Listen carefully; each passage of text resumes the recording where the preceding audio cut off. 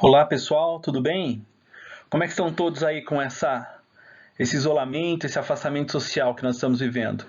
Complicado, né? Mas tudo bem, a gente vai passar bem por isso daí, logo a gente estará junto fisicamente, presencialmente novamente. Saudades de todos. Pessoal, vamos iniciar aqui alguns conjuntos de aula que eu estou preparando para vocês. E gostaria de que vocês acompanhassem, né?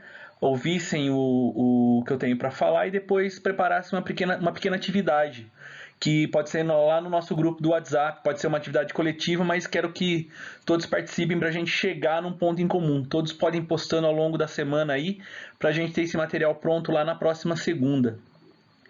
Eu ia fazer um negócio mais elaborado, eu queria aparecer no vídeo para vocês, mas acabou que demandou um pouco mais de pesquisa do que eu imaginava essa aula, para deixar um material bem legal. Então, para não passar do horário da aula de vocês, estou começando a gravar por aqui, tudo bem? Então vamos lá. Nossa primeira parte, que nossa aula de hoje será dividida em 3 partes, é logística em tempos da Covid, o home, né, de lar, de casa, do home office, o trabalhar em casa, tudo bem? Então vamos nessa. Medidas adotadas em tempos de confinamento. Quais são? A gente tem que se preocupar redução de custos, né? Porque a gente não vai conseguir aumentar lucro nesse momento. Então, principalmente redução de custos, pensar em como que a gente pode enxugar a máquina da empresa, enxugar de modo que se economize ao máximo para que a empresa se mantenha.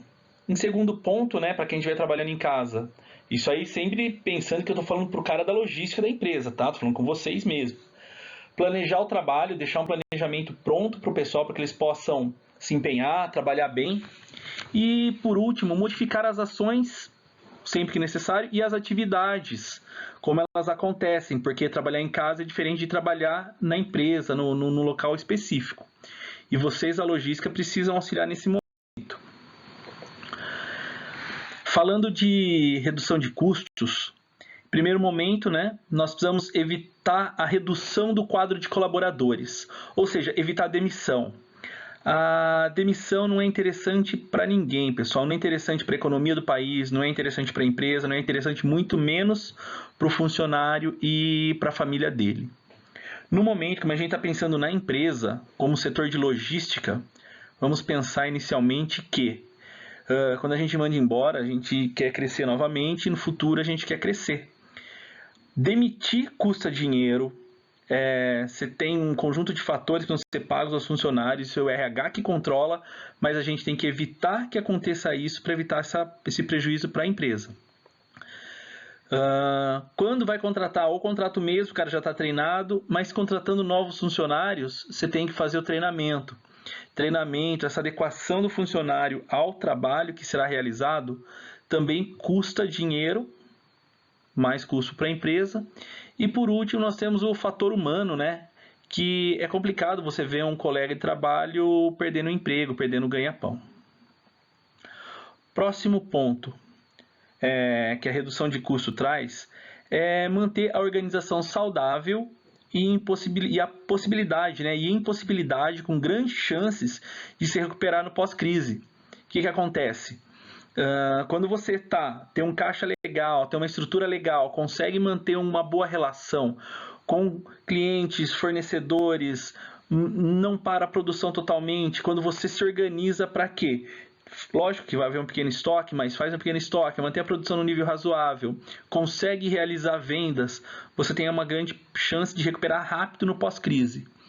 Nenhuma crise é interessante, mas quando você sabe se lidar bem com ela, o pós-crise acontece de uma forma bem interessante, a recuperação é bem rápida.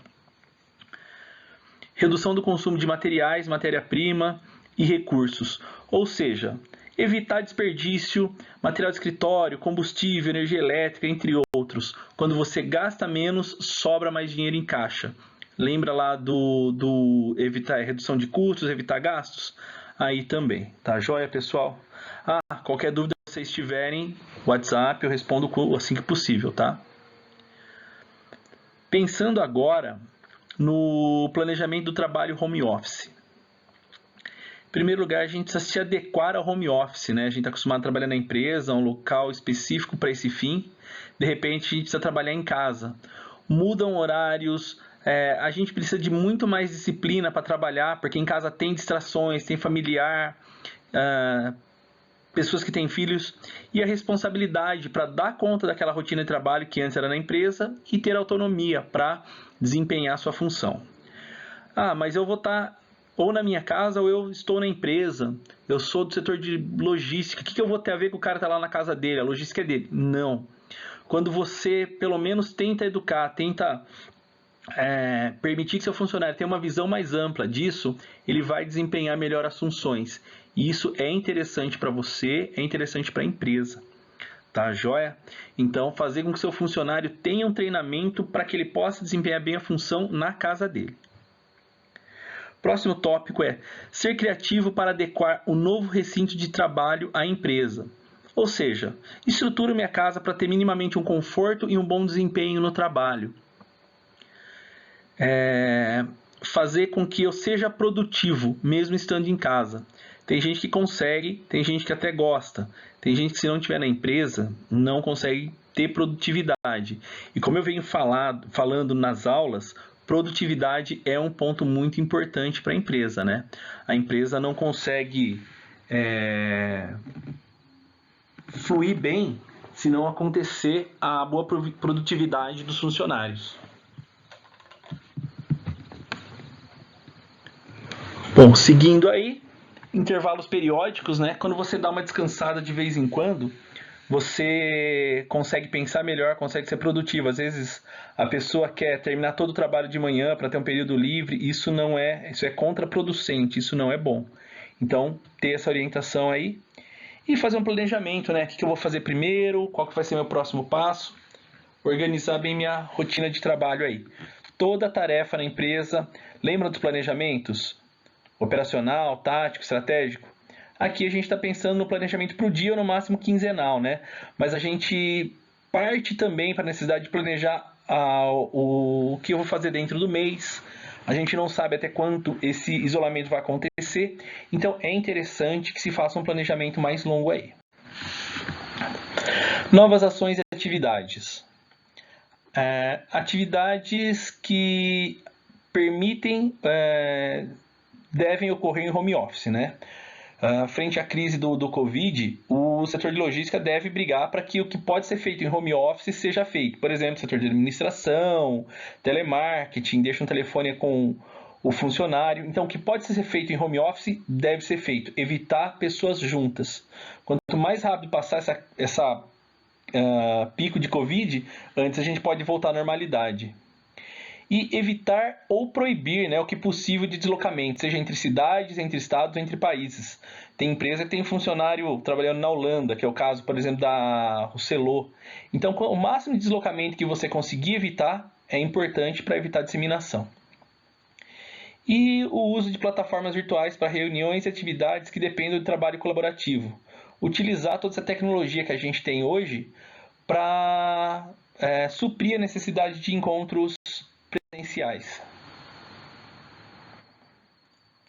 O setor de logística, ele deve ainda contemplar coisas pequenas que o funcionário precisa ter, não só na empresa, mas como na casa dele. Se ele pega Covid ou pega qualquer outra doença, é afastamento, da mesma forma ele não vai estar trabalhando. Então a gente precisa também cuidar disso. Então, reforçar a higienização de transporte, ou seja, se ele vai ter que entrar na empresa, se ele vai ter que pegar ônibus ou se ele vai na casa dele, higienização de transporte, catracas, portas, corrimãos, equipamentos que ele vai usar. Se mais de uma pessoa tiver contato com aquilo, sempre estar muito atento aos utilizadores. Desenvolver atividades em conjunto com a comunidade. A comunidade, estando trabalhando com aquela empresa, a marca cai no gosto do cliente, é lembrada, você auxilia a comunidade no qual você está inserido, ou seja, toda a comunidade junto com a empresa se reergue mais rapidamente. Então é muito importante você ter a comunidade ao seu favor. Permitir horários alternados de entrada e saída e também das refeições para evitar que as pessoas se aglomerem. Às vezes complica um pouco fazer isso, mas é importante que você tenha uma tática operacional para fazer essa mobilidade entre funcionários, entre os colaboradores. E constante higienização pessoal e do ambiente. Certo, pessoal? Encerrando a nossa primeira parte aqui. Dúvidas e qualquer outra necessidade, manda lá no grupo. E logo logo eu vou pedir, vou passar mais uma parte, mas já vou pedir atividade já. O que eu quero? Quero que vocês pensem em como, pensa que vocês estão numa empresa, pode ser uma empresa fictícia, vocês definem, ou pode ser uma empresa que exista realmente, que vocês pensem num plano de trabalho home office. Então, primeira parte do trabalho, pensar numa forma de trabalho home office dos colaboradores e quais podem fazer isso, tá? Podem fazer isso conversando pelo WhatsApp, podem utilizar outros recursos se quiserem. Alguém faz a digitação e manda para mim. Pode ser um trabalho coletivo, tudo bem? Muito obrigado, pessoal, e até o próximo vídeo.